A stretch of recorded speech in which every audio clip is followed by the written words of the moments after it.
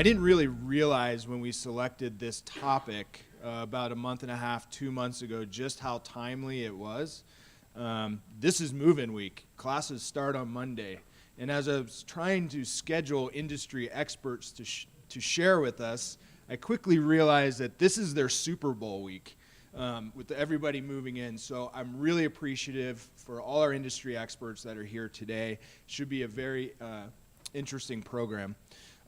By 2025, the U of A expects to increase enrollment from around 43,000 now to 64,000 students. That's a 49% increase or a 5.5% annual increase. Compare this to an enrollment of approximately 37,000 10 years ago. These students need to live somewhere. In the fall 2016, the U of A welcomed more than 10,000 new students, which included more than 8,000 freshmen and more than 2,000 transfer students. Again, I think this is a really timely topic. I'm looking forward to what our industry experts have to say. And with that, I'd like to introduce our main presenter. Stephen Buss is the managing principal of Up Campus Properties out of Chicago. Mr. Buss has a lot of experience in Tucson and spearheaded the development of the Main Gate rezoning projects, now called Sol y Luna on Tyndall Avenue and Park. And this was completed back in 2011 to 2014. Mr. Buss's development career spans 19 years, and he's developed student housing projects across 14 states, 4,000 beds over the past 12 years, and currently has 2,400 beds under development at Purdue and Alabama. Stephen? Well, as Michael, led in, one of the, there's a couple key things in terms of student housing that you've seen over the past 10 years in the market, and the story has really been this: there's two larger trends, two large trends at work here. And one is the urbanization of campuses nationwide, and the second is the institutionalization of the industry from a financing and operations standpoint. And so what you've seen are fewer larger deals in some of these markets, and what we could call mega deals, whereas 10, 15 years ago, a large deal was 400-something beds. Now larger deals are in that 600 up to, you even see some deals exceeding 1,000 beds. And so long term, everybody's looking at the growth of campuses, and what you've seen over the last 50 years is you had a suburbanization of campuses, and now you're seeing the next phase, which is more or less the urbanization, doing larger projects. So we're going to kind of address we're going to address those in kind of two pieces. On slide one here, you can see in the upper right-hand corner is a project we're working on in Alabama. That's around 480 beds. And then a second project at Purdue University. And I'm doing those in conjunction with Core Spaces. They've got one of the best brands in the hub. And so, they've developed across the street from the projects that we developed on Tyndall and Park Ave. So coming up into 2016 to 17, what you see on the upper, in the left-hand graph is, you see rolling up into 15 and 16, but there's the quarterly volume, and you see the rolling 12-month volume that's been tapering off a little bit. And you can see volume has been dropping from 2016 to 2017. In that time, the last 15 years, you've seen a lot of REIT and private equity activity. And what you'll see in some later slides is that the composition of the buyer profile has changed somewhat, where you've got more larger either syndicate or you have other governmental entities, where the government of Singapore, GIC, Canada Pension Plan, starting to get into the business. So you've got larger, very well capitalized players who are looking at this business as an alternative to investing in multifamily. But it's historically was perceived by a lot as a very dangerous asset class because of, having to lease up 100% of your beds every year. So the chart on the left, you see kind of the average cap rate comparison between student housing and apartment rates, and that the range on that graph from 12 to 3%, also, probably doesn't quite, illustrate the point as well. As you used to have about a half a point to even, in some cases, a larger spread, even prior to 2013, between student housing in orange and apartments, and that cap rate is kind of compressed down, and it depends, market to market, where that is.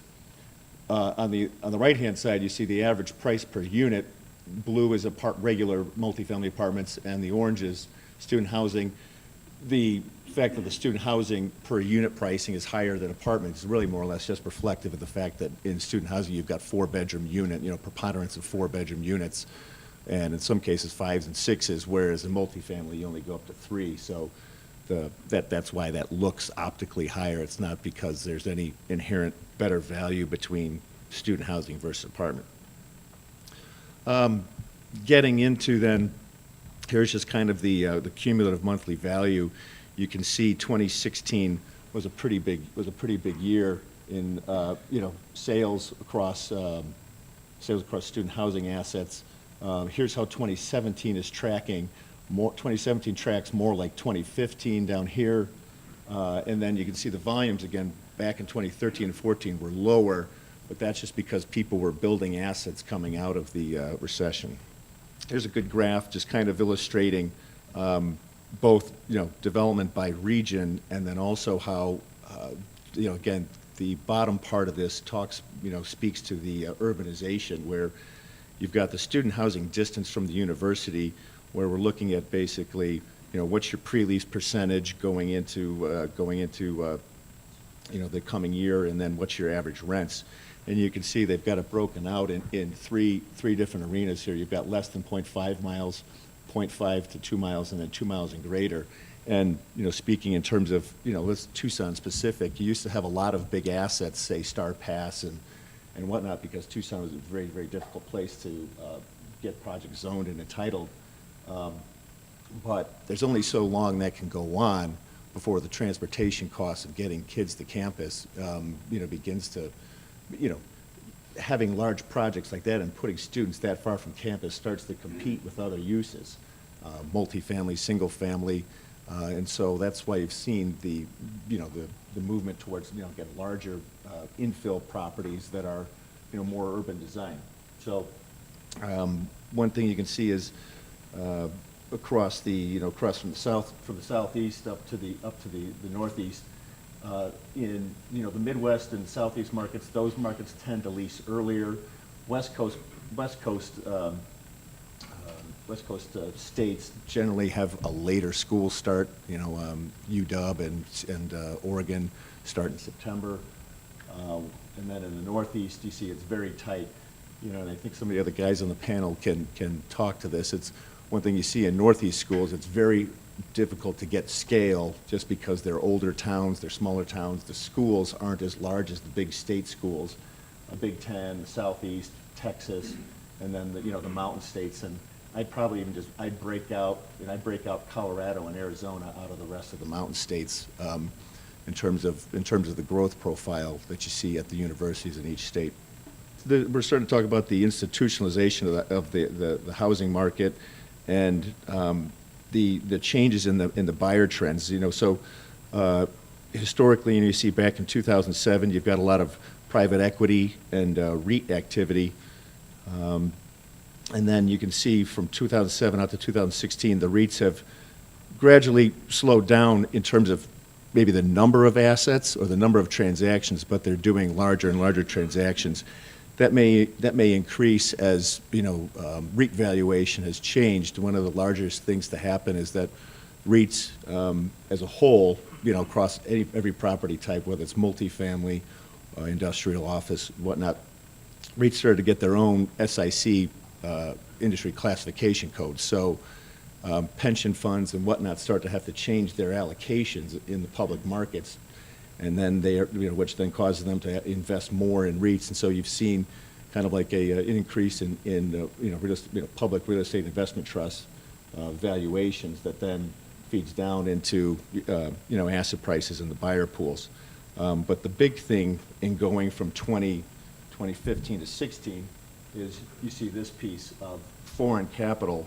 The big one here is the foreign capital coming in 2016, where it was not as much of a smaller buyer in 15, but you have, again, Canada Pension Plan, GIC, Government Investment Corp of Singapore, starting to get into the student housing business. And so again, these are larger players who are looking to deploy, we're looking to deploy capital. Both then obviously that's tied to extremely low interest rates in the debt markets, that they were able to do that. So in terms of the number of transactions, you can see from 2016, you know, you have a large number of transactions happening in the Southeast, at the SEC and ACC schools. You can see as we're jumping up in terms of the number of transactions going out to 2016, and then the composition of those. What happens is student housing is a very fragmented business, and so some of the larger players look to do more portfolio level transactions because they can get scale in that acquisition. So you see, you know, while in 2006 to 15 there was a lot of deals done. You know, there was not as many of them were portfolio level, but you can see in 2012 some of this was probably the campus acquisitions transaction with ACC, and then in 15 and 16, I'm not sure. Josh, what would the transactions have been? I think so. In 2016, that was the Scion, probably the Scion one, and then U House. Well, so Scion buyout of U House, and what was the other one? The other one was Aspen Heights. Yeah. Transaction, some more portfolio stuff in 16. And then you guys, you know, you can kind of dive into some of the more specifics, you know, region by region. Then you kind of see also a little bit of a divergence between Class A and Class B and C, and how the cap rate analysis ties into, you know, the urbanization trend that I was discussing is, you know, you have kind of a difference between pedestrian and non-pedestrian to campus assets, and that's one of the important things. And you know, some of the other panel guys will discuss how, distant to campus assets that, you know, require shuttle buses, you know, there's still a place for them, but you see some of the bigger players just trying to focus on pedestrian to campus assets, which is an important thing. And if they, you know, and you have a confluence, you need to have a confluence of, you know, transportation options, whether it's transit. In the case of Tucson, you know, Tucson's a little similar to, say, Eugene, Oregon, Seattle, and a couple other East Coast markets where you've got a light rail system or some other system, but most of the time it's like TCAT or, you know, the bus system in conjunction with the university. So that's an important factor. But here you can kind of see the divergence between Class A and Class B assets. You know, again, it's going to be asset by asset, but you see at least a half a point cap rate spread between Class A and Class B and C assets, and you clearly have like a little more uncertainty and bounce in rents in the B and C assets, and you have a little more uncertainty in your capex in those B and C assets. And then over on the right, you can see just the average cap rate of those deals. We're starting to, you know, some of the cap rates are pretty steady, but they're starting to go up, in my opinion. And we'll see what happens going forward. Then kind of back to specifics on the University of Arizona. These reports are from a firm called Axiometrics. It's pretty widely used in student housing. As Michael said, you see the enrollment, around 44.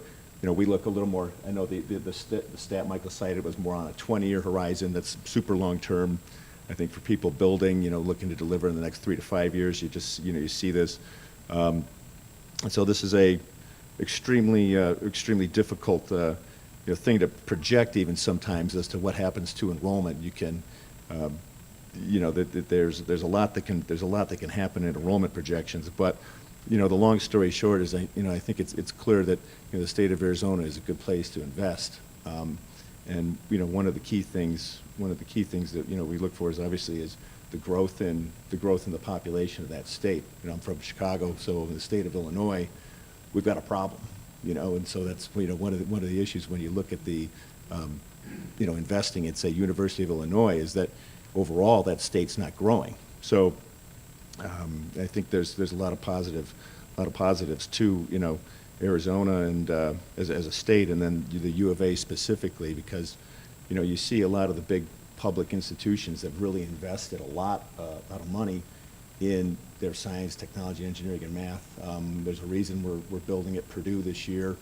Purdue became the number 4 publicly rated institution, which 20 years ago wasn't even on the radar. So those types of investments help attract international students, and You know, that's probably one of the, you know, most important things that even you see it, say at Purdue, and you see it, say, University of Illinois. University of Illinois has about 10,000 something international students. So that segment of enrollment really gets to the fact that one of the best exports this country has is higher education.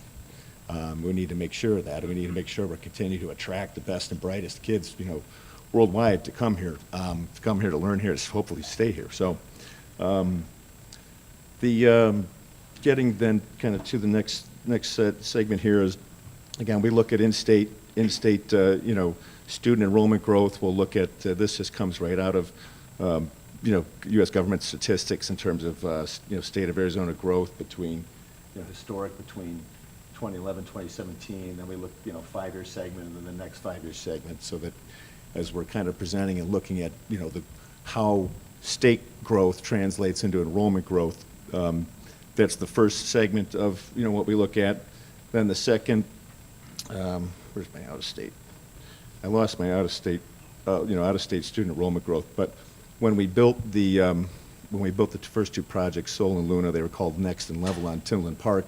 One of the things you see is we had a lot of California students living there. When we're building in, say, the Big Ten, whether you're at Michigan or whether you're at University of Wisconsin, for instance, you get a lot of kids coming in from East Coast schools. So, you know, maintaining a good growth, you know, from that out-of-state segment is definitely important in doing these infill projects. This slide, we'll get back to just kind of the, you know, international student enrollment growth, you know, going from, you know, over the last decade. So you've had basically a doubling of international students in the U.S. over the last 10 years, from 500,000 up to, you know, 1,000,001. And, you know, those students tend to prefer living in more infill type assets. They bring a suitcase and that's it. They don't have a lot, they're not bringing a lot of you know, baggage, and they're not bringing in the moving trucks. So then a little bit back to University of Arizona. U of A's, obviously, they've got their growth plans. They're north of Speedway at between Mabel and Drockman, so they're looking to, you know, expand that. That's a good sign to me that they're going to continue to expand their on-campus enrollment, which would have the effect of magnifying out the total enrollment that the university can handle in the years going forward. You know, you basically see the occupancy rate projecting out. Occupancy rate of, you know, on-campus stuff going out. Sorry, where am I here? Going out 5 years. You know, still staying at 95, 99%, which. You know, I think anybody would agree anything above 92%, you know, 92, 94% is a pretty healthy market. So, and in the privately owned housing market, you still have good, you know, rent growth change, you know, projecting out, you know, at 2% a year.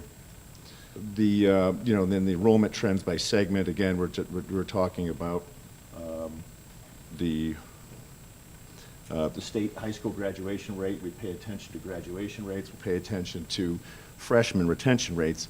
It doesn't do schools any good to be bleeding off kids come, you know, after freshman year. So, you know, because it's, you know, it's one thing to say we can do 10,000 beds of on-campus housing when you're losing kids at an extreme rate. And there's some schools in the southeast where this freshman retention rate, you know, again, this is 80% at Arizona. That rate can be in the 60s at some schools we've seen, and, you know, that's where you start to kind of, you know, worry about what is the, you know, because that for the private housing guys, we're looking at sophomores, juniors, and seniors. So that's another important thing to look at. And then just getting into the, you know, housing and tuition trends, we're looking at, you know, rent. You know, we look at our average, you know, rent, and this is a very aggregated statistic here across all housing types. It's not really. You know, so your differences between your infill and your garden styles are drastically are drastically different than this. You know, you can have some assets that are operating at 100, you know, 97 to 100 occupancy, and you have other assets that are down in the 80s. So one of the things we look at is, you know, you've got a weighted market pre-lease at around 90%. So, you know, you can average some assets on top of that, some assets below that. And then we can just kind of run through, you know, here's your year of completion of all these deals. And we can go, you know, look at, you know, where are they pre-leasing as of, and this is current data, where are they pre-leasing now versus where were they last year? So I think we're generally around the same or ahead of where everything was last year. So I think that's a good sign about the health of the market. And then just here's the average rents. So there have been, you know, one of the things we have seen is there's been a decent amount of market incentives in some of the B and C products. So that's something definitely to keep an eye on, you know, going forward. You mentioned how difficult the zoning and development is in the city. Can you be more specific about your experience and the problems you have? Yeah. You know, so in 2010, 2011, I was at Campus Acquisitions. We, you know, had looked at the main gate area. Obviously, the zone, you know, campus here between 6th and up the Speedway, and then you have Park and Euclid. So you had this zone here, and then obviously you've got the West University neighborhood, you know, with the historic homes and whatnot. But you had a zone that was obviously clearly heavily underutilized. And so in conjunction with the city, you know, we undertook the main gate, you know, urban overlay district rezoning for that. And then worked with Marshall Foundation, it was one of the property owners, and worked with Jim Marion and on the land assembly for the other stuff on Park Avenue. And worked through what was the rezoning that then, you know, you see today in those, you know, four buildings now between Soldi, Luna, Hub 1, Hub 2, and then the Dinerstein Group has the back end of the Chase property under construction right now. And so getting through that process was very difficult. I think some of you may know, it went all the way to the Arizona Supreme Court. It was a very contentious issue. But one of the key things that you see was that was also happening at around the same time where you had the city had a large investment, the city and the federal government had a large investment in the streetcar.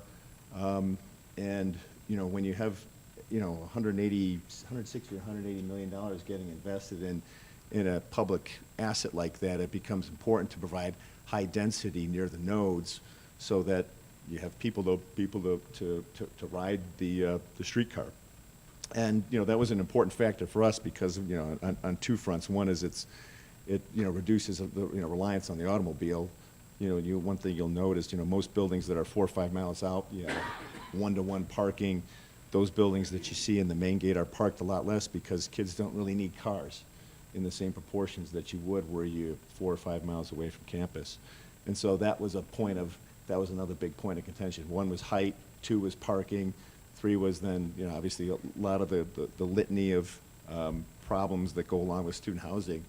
But one of the things you see was when, you know, you do these bigger buildings, you have property management in the building so that it's not a, you know, unmanaged animal house. You know, and they're you know, the big buildings, they're hard to manage, and they require a lot of care and a lot of on-site staff. And you know, I think some of the other guys in the panel can touch upon that point. But you know, all in all, I think it was a good experience in working on that with the city. And I think the planning, and I think the administration really realized that the time had come to really address what was a problem in terms of, you know, more and more students, you know, spilling out into neighborhoods. And one of the things we see is where you get single-family homes displaced, you know, people, working families getting displaced by groups of 4 or 6 students in smaller buildings because, you know, you've got one breadwinner versus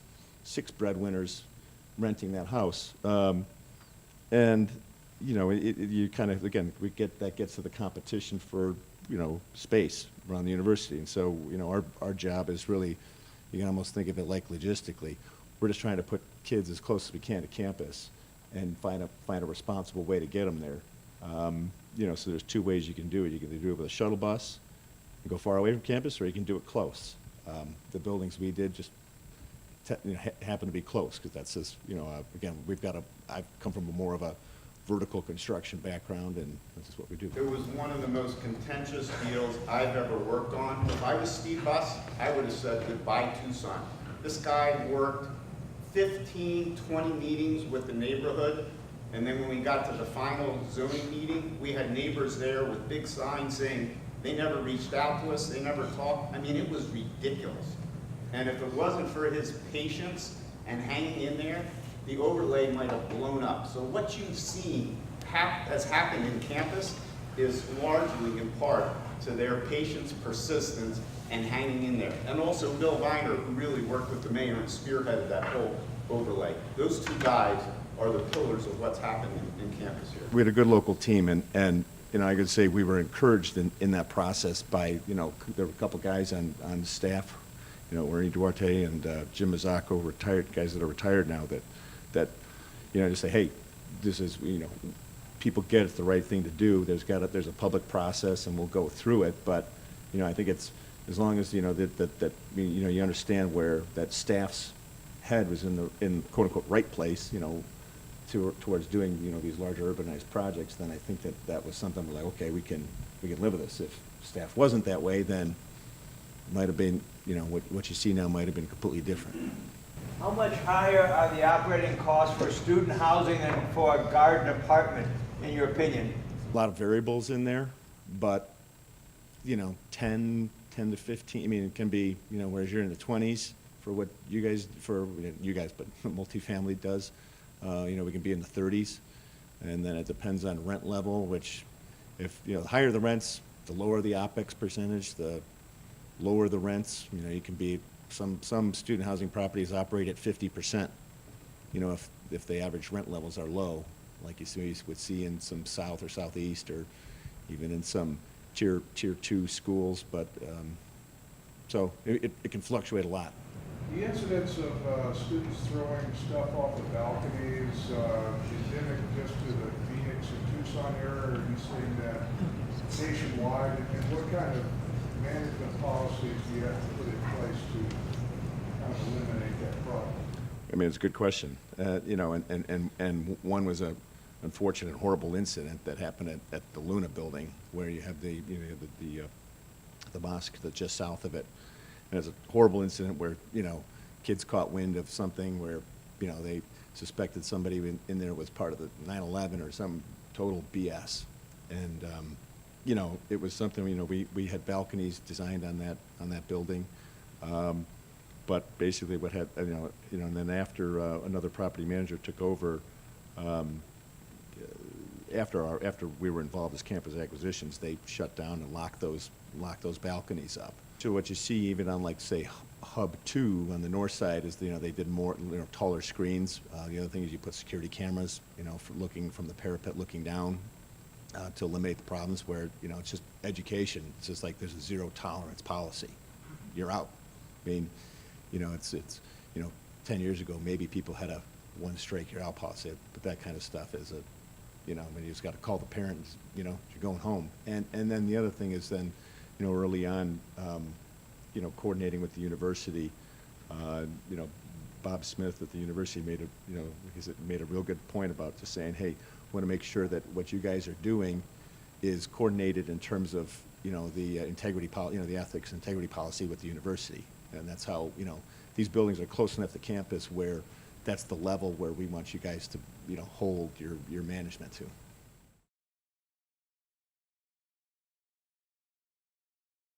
We're going to have plenty of time for additional questions as part of our panel discussion.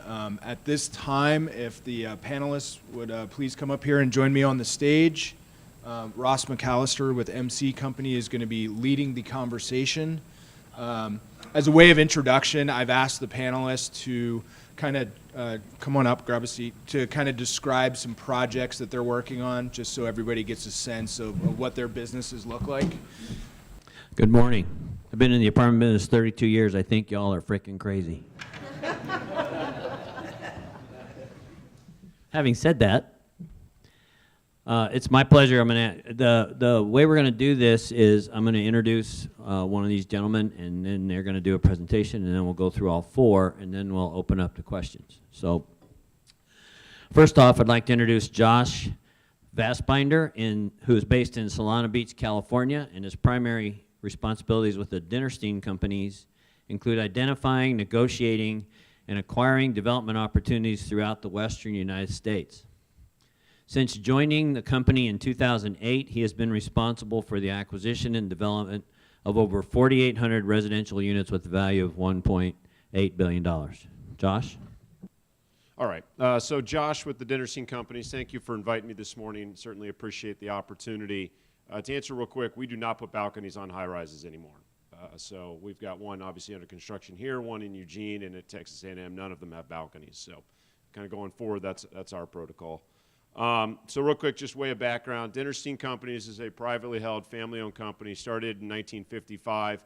We focus really on two primary kind of asset classes. One is urban infill market-rate apartments, mixed use, and then the other off-campus student housing, which is the topic for today. We started the student housing business, Sterling, about 20 years ago. To date, we're the largest privately held off-campus student housing developer, having constructed to date about 39,000 beds at over 50 universities. We currently have a little bit over $2 billion under asset that we currently manage. We're what you would consider a traditional merchant builder in that we typically get in, entitle, build, stabilize, and then sell. Vertically integrated, that we are a general contractor, a management company, all rolled into one. And what Stephen was saying on the operating side is absolutely correct. These student properties obviously operate at a higher cost than traditional apartments. We made a decision almost 10 years ago that everything we would build would be LEED sustainable, if you folks are familiar with that. In California, it's become much more difficult as Title 24 and Cal Green have really kind of ratcheted it up. But we focus on it. We had a project at LSU in Baton Rouge, was the largest off-campus student deal that the U.S. Green Building Council has awarded LEED Platinum to 2 years ago. So very conscious of building envelope in ways we can reduce our footprint. I've got 3 young kids. My partners have young kids, and so we're trying, obviously, to create a better legacy for them through sustainability. Again, I mentioned real quick the university, Sterling University. I've been very active in that space. This is a project that we built or are currently under construction at Texas A&M, a high-rise project that we're building there. It'll be open for the fall of 18. We have a current project that's opening this year. The campus announced as we were closing this transaction, they were building 3,200 or 3,400 beds on campus that are opening this year, so the market's a little bit tighter there than we would like. This is a project that we acquired December of 16. It's under construction. We'll deliver next year across the street at ASU. It was a group that actually entitled the site, didn't have a student background, and ended up obviously spinning it off to us. This is a project we purchased a site about 90 days ago, 120 days ago, University of Oregon in Eugene. This will be an 12-story, 8 levels of residential over 4 levels of parking. This is predominantly, it's a little different. Normally, what you see on the student side is 60% of the units are 4-bedroom, 4-bath or greater, as Stephen alluded to earlier.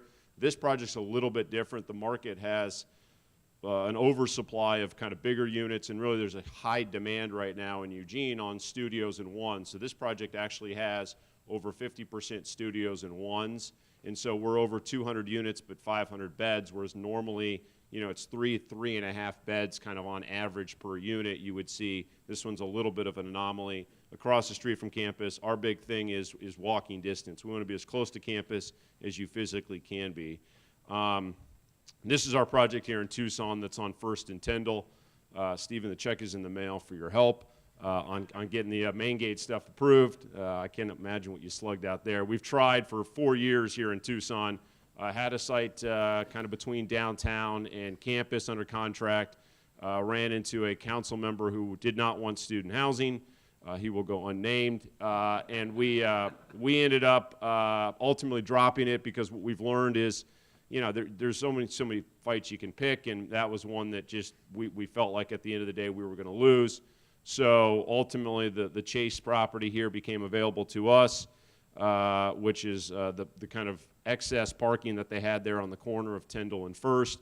It was highly marketed. CB, the team, student housing team marketed the site, very competitive. A bunch of folks bidding on it because of the success that the main gate and other properties have had there and their proximity to campus. Ended up acquiring that property December of last year and moved forward very quickly with our design review process with the city, given that, again, the site was in theory zoned for the intended use. We didn't have to get an okay from Steve. It was allowed, and so we moved forward on the design side. Construction started this summer, and this project will be delivered for the fall 19 school year is what we're shooting for on this project. It's approximately 505 beds. This is what you see kind of at the corner there of Tyndall and First. We've got 3,500 square feet of retail, really trying to activate the street level per the city. We've got amenity space, our gym, everything there along the street frontage to, again, kind of activate the pedestrian experience. This is our entrance off of First there, or excuse me, off of Tyndall that we've got into the garage. One of the things you can see the Islamic Mosque, we reached out to them and worked really closely with them given all of the issues that had transpired previous with the other projects.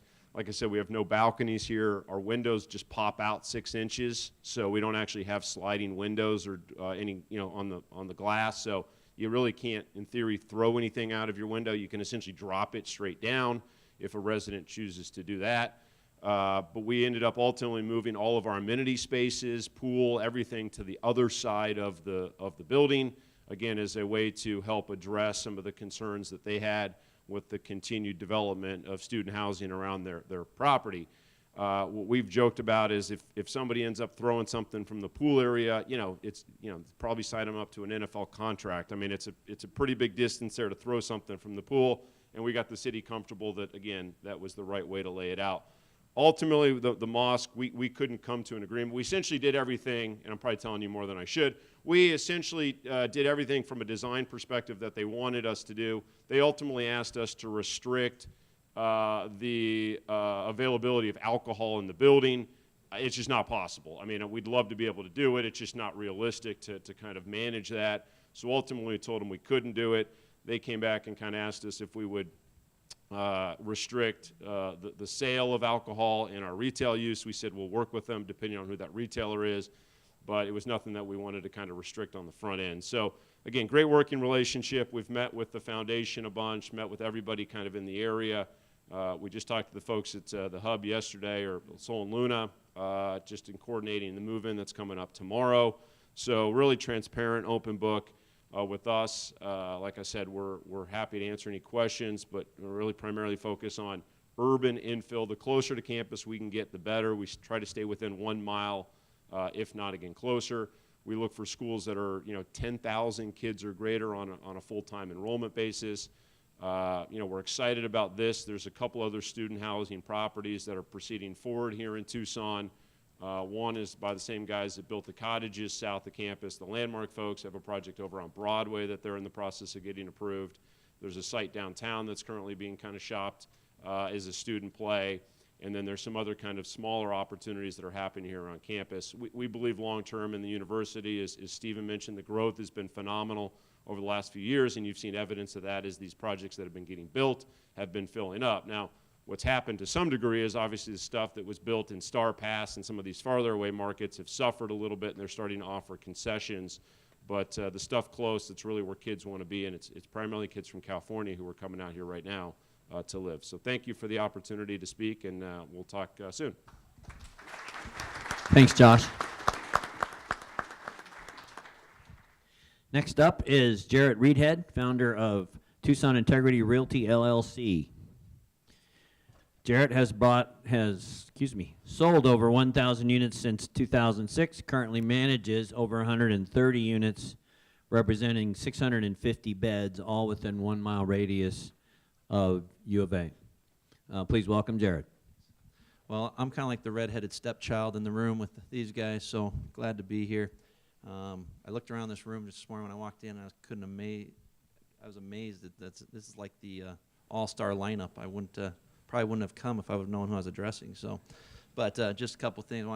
Just going back, I used to work for Kim Stein 19 years ago, so that tells you something. And Jim Robertson and I did our CCIM together in 2005, and I worked for KB in 2003 and worked with Jim, and we went to lots of fun events. So, and the best, and I don't want to offend any other bankers, but I'm glad Commerce Bank is here. They're my favorite bank in the world, so keep giving me money, please. All right.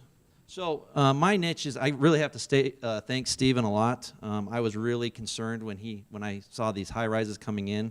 I bought my first student rental in 2006 and just started going gangbusters I just fell in love with it. It's I guess people think that I have mental illness because I like dealing with students, but it's a lot of fun because the best part I like about my job is if I don't like the student, I can get rid of them in 1 year.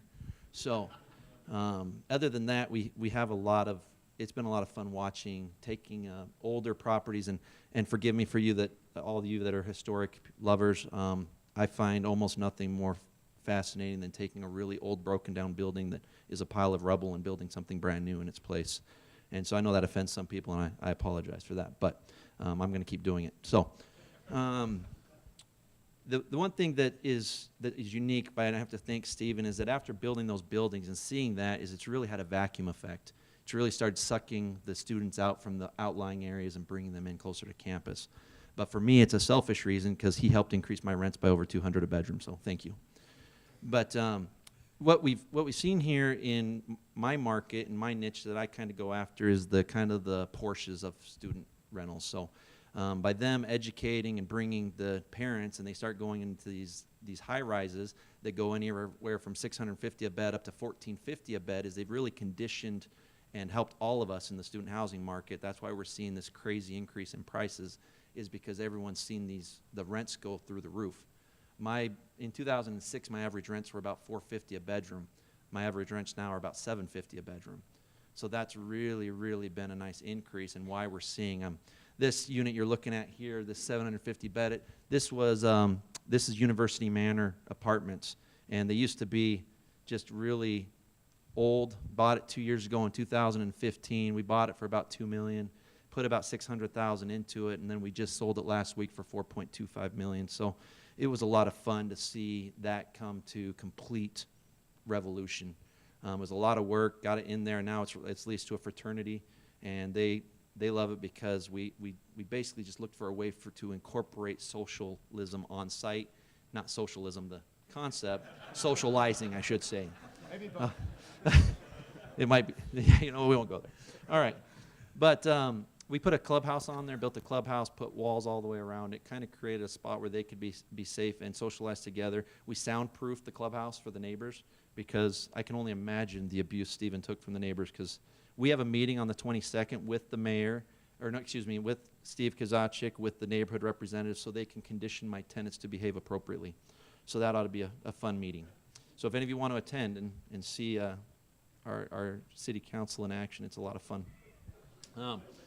Sorry, I'm not here to bash on Tucson. I love Tucson. I love this. But some of the projects I'm doing now is I'm taking these older homes you're seeing here. In the last 10 months, because of 1031 money, I'm buying really old houses and redeveloping them. So these are some of the properties that would normally not be on my website, but we have short-term rentals for them, to be able to have people come in, live in there till about December, till we get them entitled, and then we turn around and we develop between January and August and deliver all of our newer units by August 1st.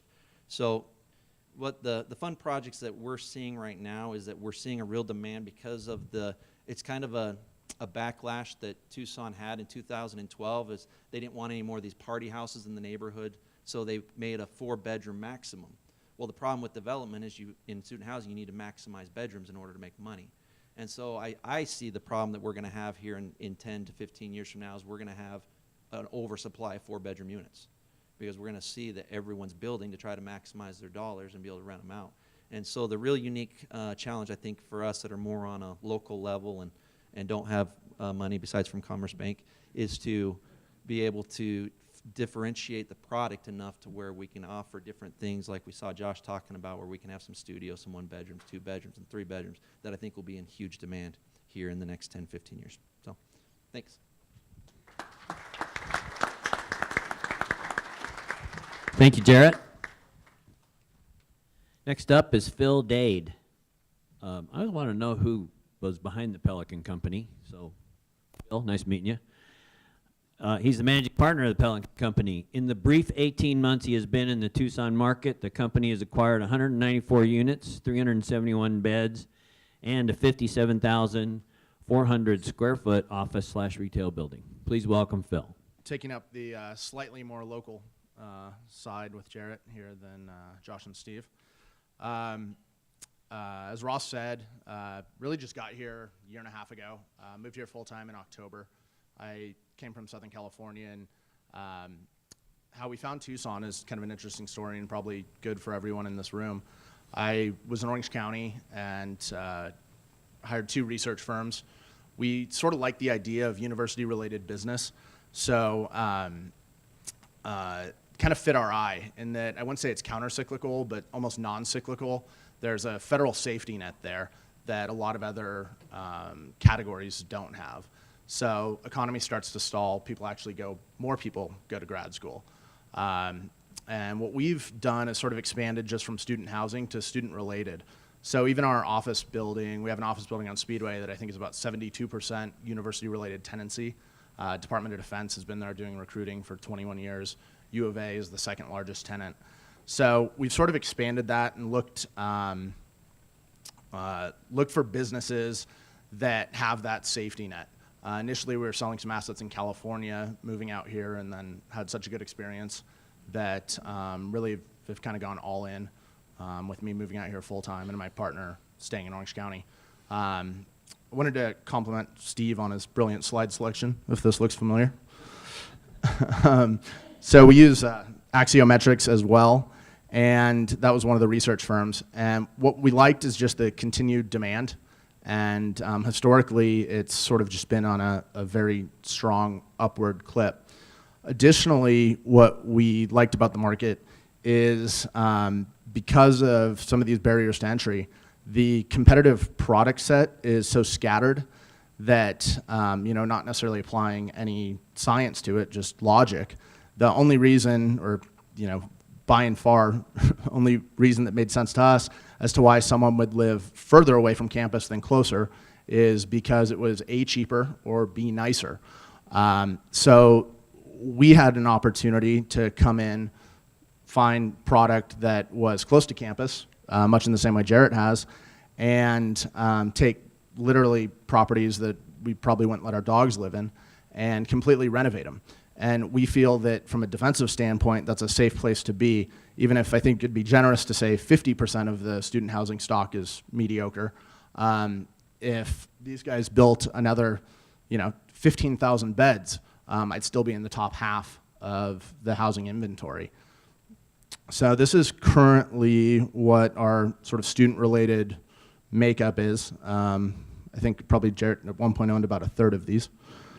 So we're staying typically within half a mile. Sometimes we'll go to a mile, but more so really like to stay in that half mile radius. And we found that we can justify investing quite a bit and still getting a return. And again, because of the sort of poor student housing stock that exists out there. This is one project that we recently completed. This is the before picture, obviously. So, very nice stuff here. These were going for $425, actually $375 to $425, still 100% occupied because it's about 2 blocks from campus. We came in and I think we probably put in more per door than the initial acquisition price. But one of the things that people have been responsive to is our partnering with brands that they know, like. So our mattresses are all by Casper. We work with West Elm and their commercial furniture division. So we buy West Elm hotel furniture, which has fabrics that you can wash off with a fire hose. That actually in some cases at quantity it's even less expensive than what you'd get at the store, and probably 3 times the quality, all steel frame sofas as opposed to wood, et cetera, et cetera. So this property here, I think we're at $13.95 a month for a 1-bedroom, sold out, and it was $425. So we've found that at kind of the smaller boutique level, our properties are all typically 10 to 50 units, that there's demand. It's mostly grad students, people affiliated with the university, travel nurses, medical students, sometimes visiting professors.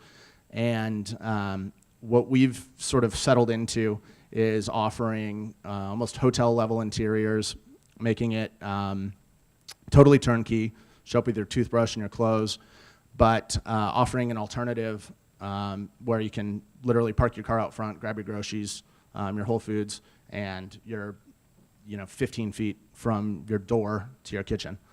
So that's basically the main overview. Right now we have, I think, about 60 or 70 units in development. We just did our first new construction on Highland and 6th at the Rec Center, which is 12 units that's master leased to a fraternity. In our experience, probably because of all the work these guys did, it wasn't too tough getting through the city. Obviously, it's a different scale. But I think where we've sort of settled into, we found, which I'm sure a lot of you guys have found before, that a tenant paying $500 a month is about 100 times more needy than a tenant paying $1,500 a month. So we're probably going to pump the brakes a little bit, even on operating some older properties. We'll keep in place property management. The last 2 buildings we've acquired that we're going to reposition, we kept the property management. And then anything that's a renovated product, we'll manage ourselves. Because when everything's new, nice, and typically a premium level tenant has better things to do than call our property management number 6 times on a Tuesday at noon. So, so thank you guys, and any questions?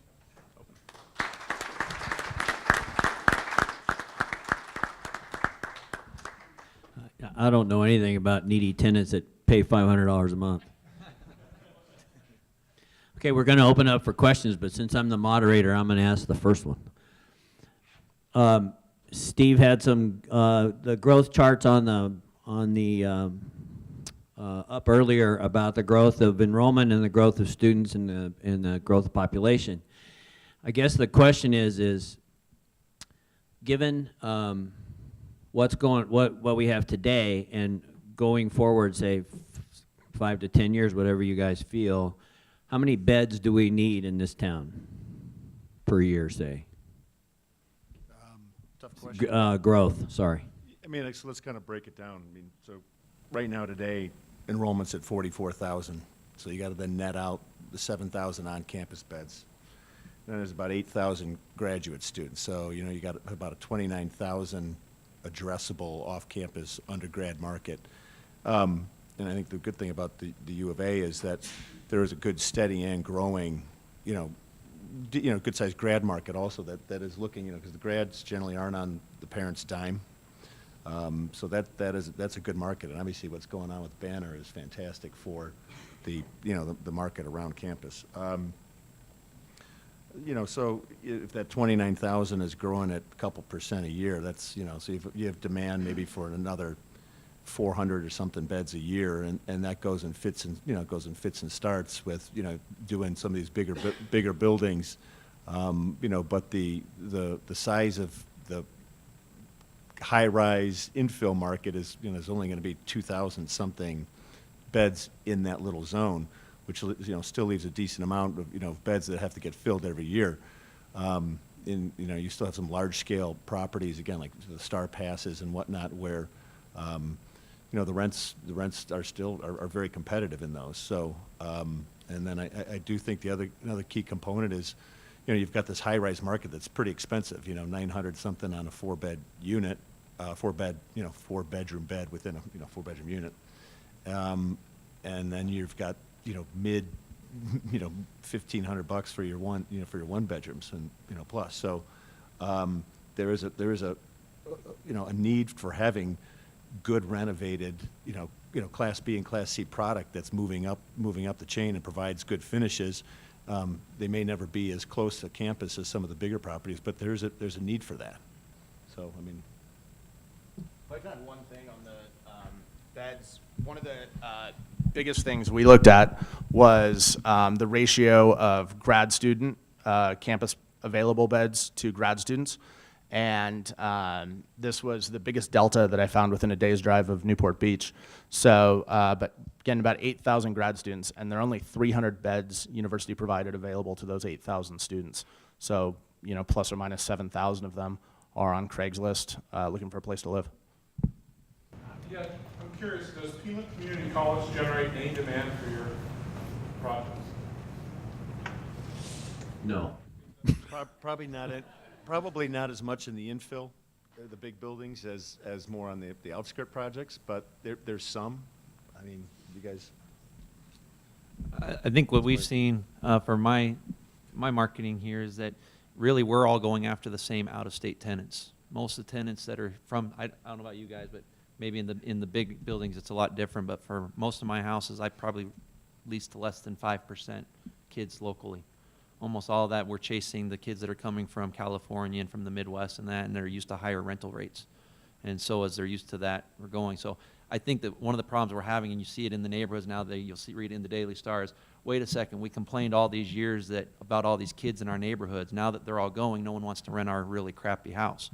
And so now they're saying now the city has to rescue us and come and give us money to redo our houses so that someone will live in them. So I really think the demand here is going to be what was just said about Class B and C, where someone come in and renovate for a lesser cost and rent at $500 a bedroom and make money. And if they can do that, there's going to be a big market for that, because there's only going to be so many kids that can afford, and their families that can afford $750 plus a month rents. I'm kind of curious, what is the lease term on these deals? What do you do about people that flunk out halfway through the school year and create a vacancy? And is there any such thing as having qualifying tenants having parental signatures required, or is that passé? We can't make deals pencil if it's less than 12 months, so we don't go in like a lot of university schools in Utah, for example, are 9-month leases. So our leases are 12 months. So as everyone said, this weekend's move-in, so that essentially would start your lease. It would run through the end of July of next year. So it's a 12-month market. You rent by the bed is how we do. That's our model. So if you have a 4-bedroom, you only are responsible for your bed space. We do allow parental signatures because, again, most kids aren't emancipated from their parents and can't qualify. So again, we do allow the parental signature guarantor. And again, if you have a roommate that you end up not having a good relationship with, then we do what you would consider kind of a roommate match and try to move people around depending on availability, so that we can kind of make all the residents happy. So it's just on a case-by-case basis. Again, if you have a roommate that flunks out of the ditches, the nice thing, again, with the per-bed model is you're not on the hook for their bed rent or their kind of pro rata share of the utilities and amenity area. It's really just your space. So parents like that, parents like coming in, writing one check, kind of covers everything. In theory, not having to write a bunch of different checks or be on the hook for their buddies if they have to skip in town, where again, you may have that in other examples. But our all by the bed, 12-month leases on all of our deals. That's part of the institutionalization of the market with national players, with spreading of that per bed lease structure. But then again to the roommate matching, and then if one of the tenants of residents blows out, it's just like multifamily. We really we look to all the local local laws in terms of having to how do you enforce a lease. So we have 45,000 students. We have a sub-billion-dollar endowment. Have you guys done any JVs with universities outside this market that might? We have not done what you would consider a public-private partnership with the 3 Ps. Obviously, the biggest one in the space is doing the Honors College here, ACC, American Campus Communities out of Austin, one of the 2 publicly traded companies in our space. So they and EDR, Capstone, and others are better at that. We have not done it. It's always private, off-campus development for us. But Steve, I don't know if you can speak to. Yeah, I mean those guys kind of dominate that space. They've got a good program, and they've done well by the universities, taking the burden of providing quote unquote on-campus housing off of the universities in terms of executing and delivering. So those guys are really good in that space. What is your plan to compete with some of the newer institutional quality assets entering the Tucson apartment market, such as the new developments that these gentlemen are developing right now? You know, I don't think it's necessarily a competitive landscape. Our product's different. It's ends up catering more towards people who are probably in a different place in their education or life. Typically, older students, grad students. I'm not sure what your guys' split is. I think we may have maybe a dozen undergrads. The vast majority are university-related or grad students. Like I said, we end up getting a lot of people related to the medical center. We get some visiting professors, visiting researchers. So I think it's just a different product type. Ours doesn't scale, I don't think, to thousands of beds, but I think there's enough demand for hundreds of beds. And our focus really is more right now on taking our existing inventory, increasing the quality, as opposed to just a large quantity play. We'd probably rather have fewer units and focus on raising rents. I'm a self-storage developer and operator. Is there a demand for self-storage generated because of the student housing, high-density populations? And if so, would it make sense for me to develop and market my new facility to you guys? It's called parcel pending, if you're familiar with that or not. So there's a company out there that essentially you go in, every project we build now, we build in a parcel system that'll handle all of the packages so that our management team no longer has to handle it. It is the #1 amenity that we provide at every property. Even on rehabs, we add a parcel pending system. You can't make them big enough to handle all of the demand. So that's the first thing on the storage. Again, just kind of, there's a dedicated area within our building, and then we are typically providing on-site storage as an amenity that there's a cost to for the resident if they have additional stuff. A lot of places don't like people storing stuff out on the balconies, as an example. And so we'll provide storage as a percentage of the overall beds. It's typically plus or minus 10%. So it's not a vast, big percent, because there's still area within the unit itself. We normally like walk-in closets as an example within our unit, so there is some storage in the unit, but you've got both the parcel pending and the on-site storage. I'm now seeing kind of the valet storage concept getting more play in some of these major cities, where you can pay a monthly rate, have somebody store your stuff, call them up, have them bring it to you whenever you need it. So that, you got it. So that is starting to gain a little bit of traction in some of these bigger metros where you're seeing more demand. I haven't seen it in Tucson per se, but we are seeing that trend occur a little bit more on the student side, where it's been, call it the last couple of years on the market rate side, it's certainly been very prevalent. And again, the Los Angeles, San Francisco kind of major metros, where space is at a premium and you're willing to pay a little bit to have somebody store your stuff. If I were a broker trying to sell an apartment, what would I look for in unit mix? What do you two look for, ideally for you guys if I'm out procuring opportunities in college campuses? You look for predominantly all studios, you want twos. What do you guys look for from a unit mix that would be ideal for you from a renovation kind of, student profile? I'm just curious. I think Jarrett and I are probably a little different and here, but I have basically half of my problems are two houses. One's a 5-bedroom, one's a 6-bedroom. So you caught me on a bad week, but I think anything that we do moving forward is probably more of a studio 1s, 2s. We haven't gone down to the by the bed rental model at this point. I think that from a relationship standpoint, it's a little easier to manage. Also, because our interiors are usually done to probably a higher level, we found that the smaller units, all the students go somewhere to party, and they usually go to their friend's house that has a big 5-bedroom house. So we like to keep the party at their friends, not on our property. So that's one of the benefits of giving them less space to have people come over. Thanks, Phil, for sending your tenants to my properties. So I think that there's lots of brokers out here that do apartments and then, but Alan Mendelsberg is probably the guy that comes to mind first. As he's been, every time I list something, it seems like he brings me an offer before I list it.